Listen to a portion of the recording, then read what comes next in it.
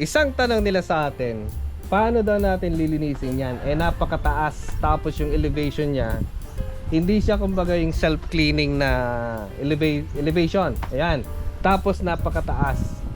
Oo nga na, ang taas niya, tapos wala pa akyatan dun sa side. Sakto, meron tayong gagamitin panlinis dyan. So ito guys yung gagamitin nating pang car wash. Bagong Predator car wash machine. Ayan. So hindi na natin kailangang pumila sa mga car wash shop para magpa-car wash. So meron na tayong pang sarili. So ito yung gagamitin natin sa ating solar panel at pwede rin sa ating scooter. Pwede rin kung sakaling may sasakyan tayo, may 4 wheels. Ayan. Mahirap kasi pumila sa mga car wash machine. So ito guys ay 1,500 watts yung mismong car wash machine. Then nasa 140 bar yung kanyang maximum pressure output from Predator. Then dito sa side ay additional na mga information. 220 volt AC, then 60 Hz. From 7 bar to 140 bar. Ang lakas ano. Then ito yung mga kasama sa loob ng box. May experience kasi ako nung nagpapakarwas ako dyan sa labas. Kung minsan may mga mapili sa unit. Yung motor ko is Rusi. Ayan, Rusi lang siya. Kaya kung minsan may mga mapanglait kung minsan. Ayaw nilang linisan. Tapos ang hirap pumila. So bentahe talaga. Good thing talaga kung may sarili kang car wash machine. So magagawa mo lahat. So yung nasa loob ng box yung kanyang information at manual. Parang ulan So ito pa yung makaragdagan yung kanyang car wash, tawag ba dito? Nozzle. Then yung kanyang high pressure hose, mahaba yan. Then mga fittings, filter. Then yung kanyang lalagyan ng sabon. Meron din siyang o-ring. Inlet hose. Then yung mismong car wash machine na napaka-safe kasi nga nakalagay sa ito maganda dito. Lalagyan na kung mahilig kayo mag-inuman sa labas. Meron din siyang kasamang kasamang styro box. Pwede pang gamitin yan guys kasi buo siya buo. Pwede paglagyan na mga karne yan. Siguro kasya dito yung 1, 2, 3, 4, 5, 6, 7, 8. Siguro 8 pieces na red horse. Kasya yung maliliit. Yan, yung singlean lang, wag yung jumbo. Diba? May car wash machine ka na, may styro box ka pa na lalagyan ng alak. Diba? Puparan natin. Yan. Then yung kanyang mga fittings. Yung pang quick plug to. Quick plug, tapos quick plug sa output. Ayan. Then yung kanyang soap dispenser. Ayan. Yung soap foaming niya. Ano tawag dito? Para yung tubig niya ay may sabon. Ayan. Tapos hose.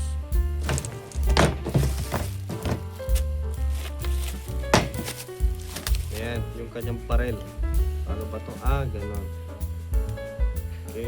Yung kasama pala na o-ring dun sa may yung kanyang soap dispenser, ilalagay pala dito. Ayan para walang leak kung sakaling maglalagay tayo ng sabon. Mag-spray ng sabon pala. Then ito kung gusto nating tanggalin, dito naman yan. Yun Okay, then meron siyang o-ring dito, yan So ito hindi ko alam kung paano tanggalin. Hindi na natin papakialaman yan. Importante alam na natin ilagay yung kanyang soap dispenser. Soap dispenser ba ang tawag dun? Dito. So kung ilalagay natin, meron naman siyang o-ring dito. Sisiksik lang natin ito. Okay? So maglalak dito. Yun Yung tatanggalin natin, ganon. Okay, so kung gusto nating palapad yung kanyang tubig, ganun natin. Magko-close dyan. Iipitin niya yung tubig. Okay. So, dito tayo sa mismong machine. Maliit lang siya guys. Portable, oh. Pwede nating isiksik sa ilalim ng upuan ng sasakyan natin. Ayan. So, ang maganda dito, meron na siyang gauge. Yan, oh. So, makikita natin kung gaano kalakas. Meron siyang handle. Meron siyang switch dito. Ito yung kanyang output. Yun. Tapos yung kanyang AC cord. And ito naman yung kanyang input. So pwede nating tanggalin yan pag gusto nating iligpit para hindi siya sagabal or baka mahulog, ma-damage, mabali.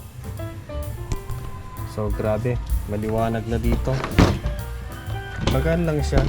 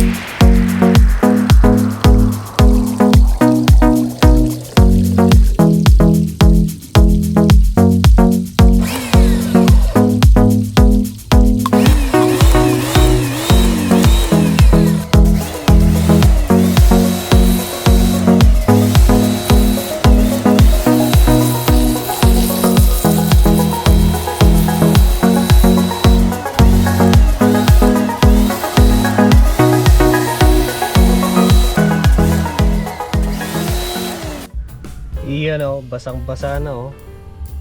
Try naman natin dito sa ano, pinag-iihian ko na may lumot. Subukan natin kung kaya niyang linisan.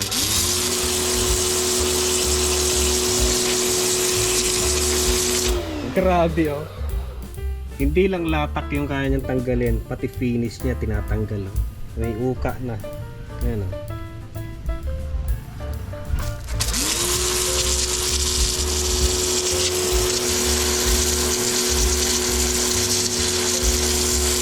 Hindi lang to pang karwas, pang demolition pa oh. Oh.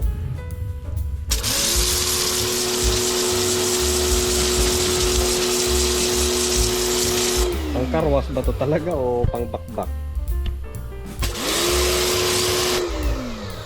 Yan.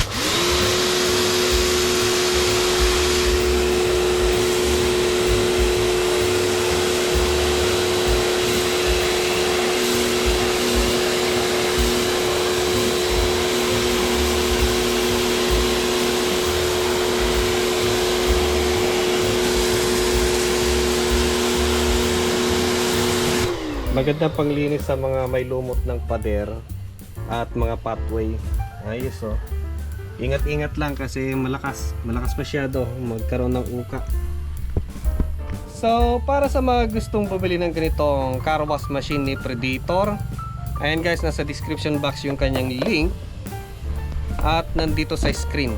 Ayan, only car wash. Hindi mo na kailangang pumila sa mga car wash machine lang tagal-tagal tapos hindi ka pa satisfied. So mas maganda bumili ka na ng sarili mong car wash machine para only car wash ka na. So hanggang dyan siguro lang yung kayang abutin na extension natin. Wala pa kasing outlet dito eh. Try natin. Mabawas-bawasan yung kanyang latak.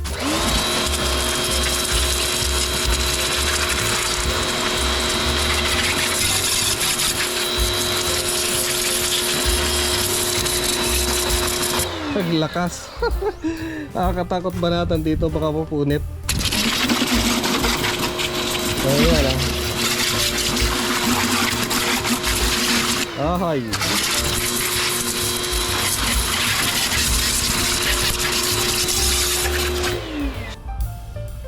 So ngayon ay magsasabon na tayo. Iyon. Tapos nakaset siya sa spray lang, hindi yung malakas.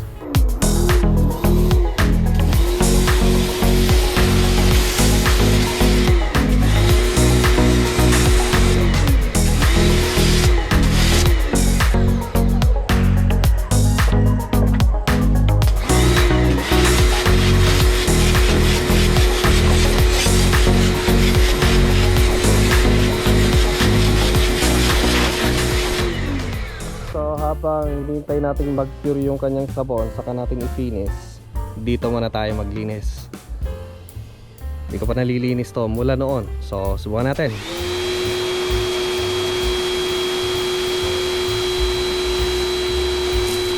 Doon sa dulo, abot niya. Sandali, naka-ano siya eh, tawag dito, naka flat. Ayan, abot niya agad doon sa dulo. Oh, di ba? Ang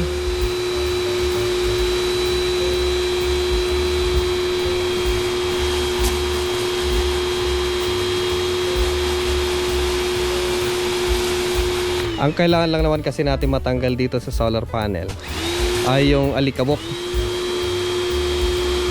Yung dahon madali lang eh.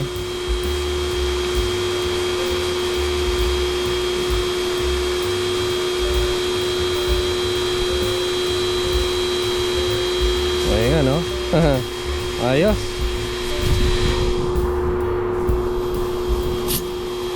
Malikabok lang kasi may nagsunog sa kapitbahay, tapos yung abo eh kumalat dito sa ibabaw.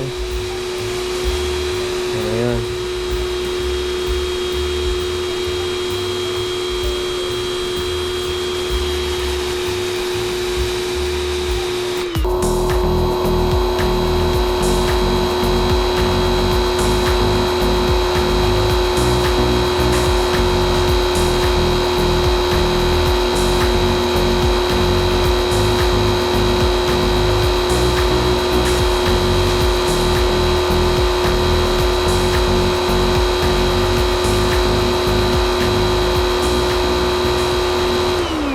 Kaya itong pang spray ng mga pesticides sa mga mangga, kasi maganda siya, pang portable eh. Yung ginagamit kasi na pang spray ng mga mangga ay mabigat, yung may motor, may belt, then may compressor. Ito kasi malakas na rin siya, lakas. So pwede rin siguro pang spray ng mangga. Subukan natin dito.